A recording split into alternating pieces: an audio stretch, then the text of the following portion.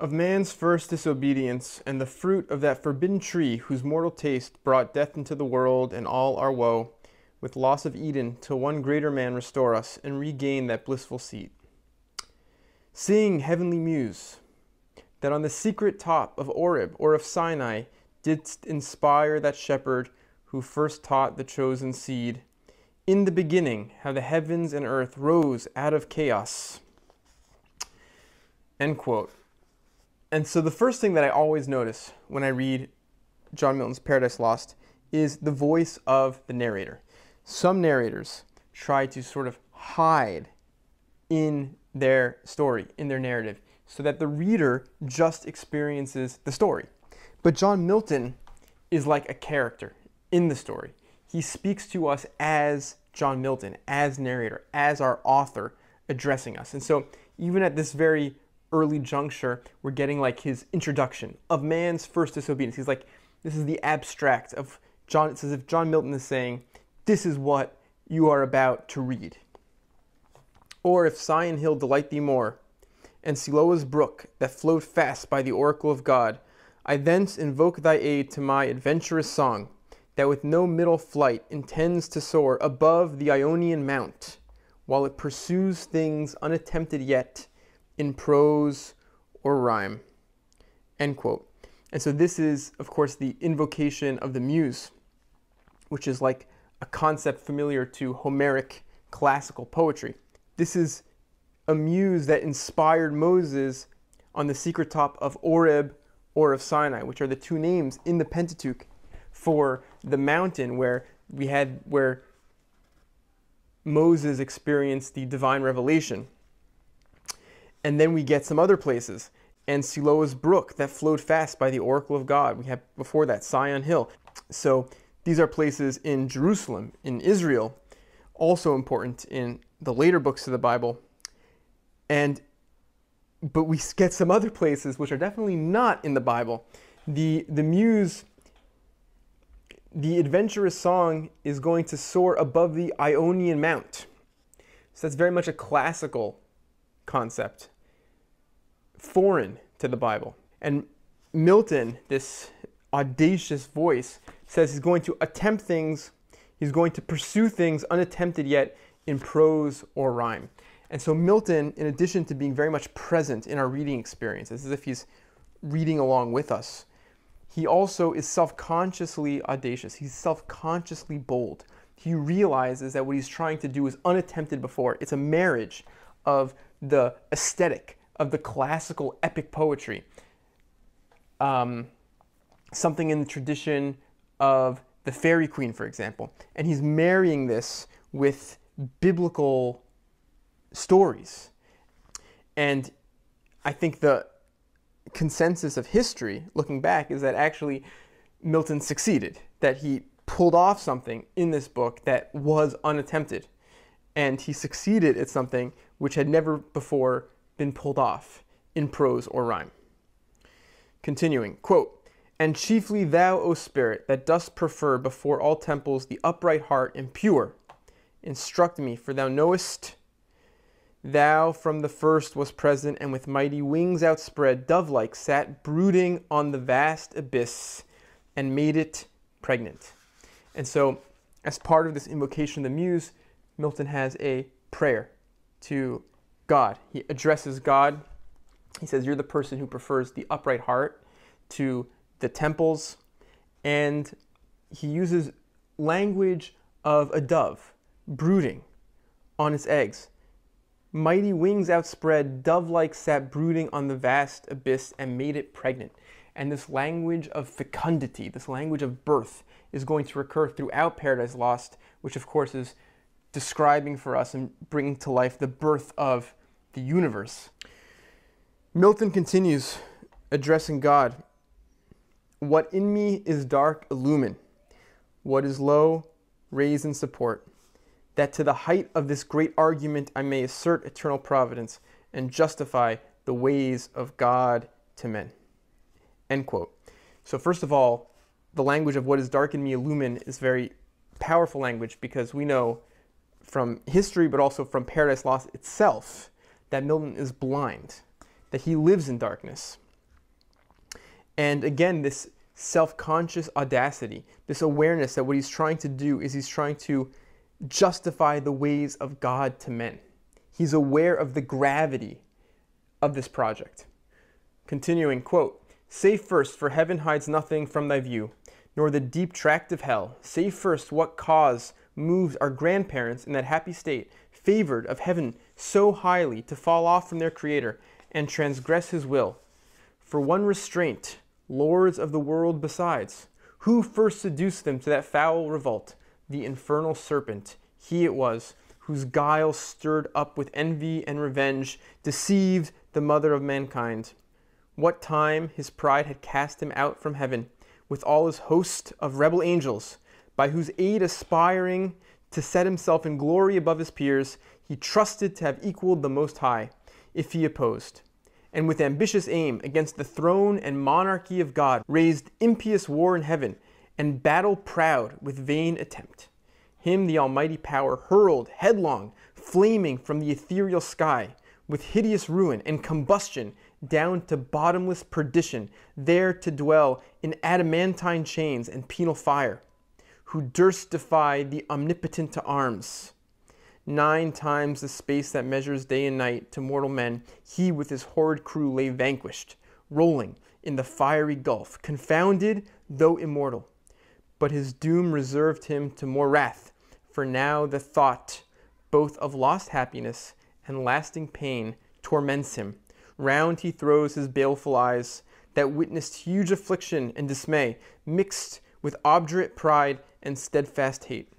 At once as far as angel ken he views the dismal situation, waste and wild, a dungeon horrible, on all sides round, as one great furnace flamed, yet from those flames no light, but rather darkness visible, served only to discover sights of woe, regions of sorrow, doleful shades where peace and rest can never dwell.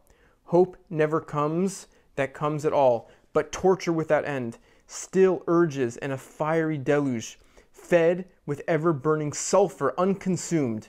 Such place eternal justice had prepared for those rebellious. Here their prison ordained in utter darkness, and their portion set, as far removed from God and light of heaven as from the center thrice to the outmost pole." End quote. And so this is such an incredibly vivid and powerful description of hell. Adamantine chains, penal fire, dungeon horrible on all sides round. One great furnace flamed, but the flames produced no light, but darkness visible. And so the opening of Paradise Lost, this book 1, begins in this place of defeat. There's a backstory, which we don't get yet, the story of a battle in heaven. And we find Satan and his allies in total destruction. And we see as they try to pick themselves up from this defeat. And now, so Beelzebub addresses Satan in this state of total ruin and destruction. Quote, "What though the field be lost? All is not lost. The unconquerable will and study of revenge, immortal hate, and courage never to submit or yield, and what is else not to be overcome? That glory never shall his wrath or might extort from me. To bow and sue for grace with suppliant knee, and deify his power, who from the terror of this arm so late doubted his empire, that were low indeed, that were an ignominy and shame beneath this downfall, since by fate the strength of gods and this imperial substance cannot fail, since through experience of this great event, in arms not worse, in foresight much advanced, we may with more successful hope resolve to wage by force or guile eternal war, irreconcilable on our grand foe, who now triumphs, and in the excess of joy, sole reigning, holds the tyranny of heaven." So spake the apostate angel, though in pain, vaunting aloud, but racked with deep despair. Whereto with speedy words the archfiend replied, "Fallen cherub, to be weak is miserable. doing or suffering, but of this be sure, to do aught good never will be our task, but ever to do ill our sole delight, as being the contrary of his high will, whom we resist. Is this the region, this the soil, the clime? Said then the lost archangel. This the seat that we must change for heaven, this mournful gloom for the celestial light? Be it so, since he who now is sovereign can dispose and bid what shall be right, farthest from him is best, whom reason hath equaled, force hath made supreme above his equals. Farewell, happy fields, where joy forever dwells. Hail, horrors, hail, infernal world, and thou, profoundest hell, receive thy new possessor. One who brings a mind not to be changed by place or time. The mind is its own place, and in itself can make a heaven of hell, a hell of heaven. What matter where, if I be still the same, and what I should be, all but less than he whom thunder hath made greater. Here at least we shall be free.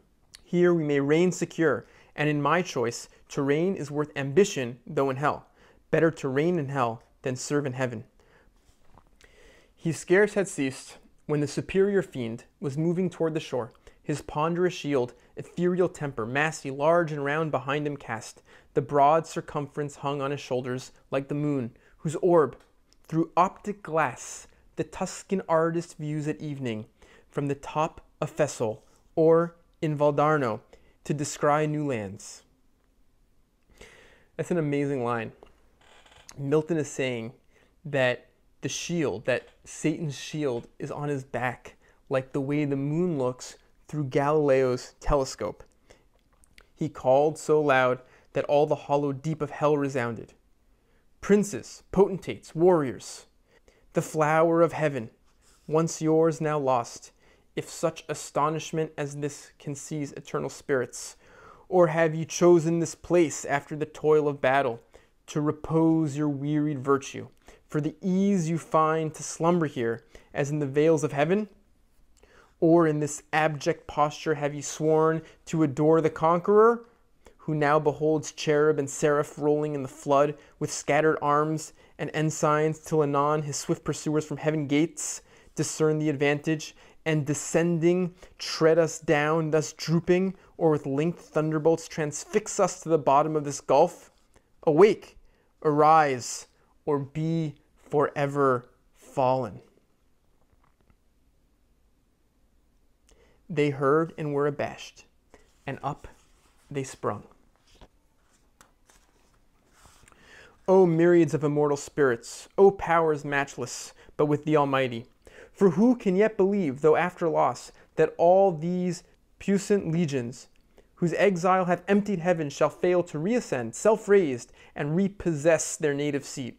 For this infernal pit shall never hold celestial spirits in bondage, nor the abyss long under darkness cover.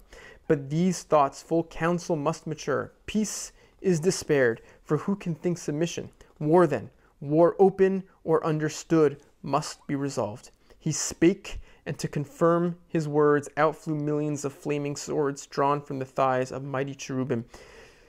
The sudden blaze far round illumined hell. Highly they raged against the highest, and fierce with grasped arms clashed on their sounding shields the din of war, hurling defiance toward the vault of heaven. And so that's book one. The fall of the angels, their total destruction, and their waking up in this pit of desolation and despair and trying to rebuild, trying to get back on their feet, which of course parallels the eventual fall of man and their being thrown out of Eden, which of course is the main subject of the book. And in book two, there will be a congress, a consultation of all these fallen angels about what to do, what path to take. Thanks for watching.